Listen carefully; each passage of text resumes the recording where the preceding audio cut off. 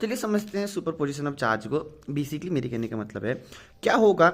हमने पहले coulomb law की पढ़ा कि यार अगर दो चार्ज है तो हम कह सकते हैं कि यार इनके बीच का फोर्स हो जाएगा के Q1 Q2 divided by R square with यानी कि एक में दो, अगर एक मान लो तो दो में एक की वजह से चार्ज है, ठीक है। अगर मैं कहूँ मेरे पास ये तीन चार्जेस हैं तो इस जैसे ये मेरे पास Q3 है, ये मेरे पास Q2 है और ये मेरे पास Q1 चार्ज है, तो Q1 पर दोनों की वजह से लगने वाला फोर्स क्या होगा। यहाँ पे कूलाम लॉ कैसे यूज करेंगे। बेसिकली इसका कहने का मतलब है, अब देखो यहाँ पे यूज आएगा parallelogram law, basically vector addition काम आएगा।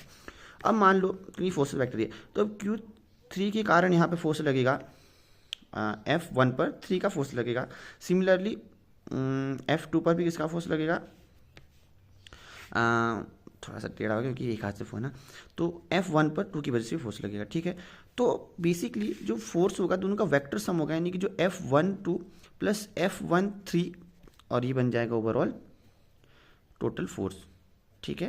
तो यानी कि ये मिडल से जाएगा, मतलब जैसे ये था नहीं, जैसे माना ये मान लो तो वेक्टर सम ये होगा, बट मैंने इसको यहाँ पे सेपरेट कर दिया तो बेसिकली ये पैरेललोग्राम का ये बन गया।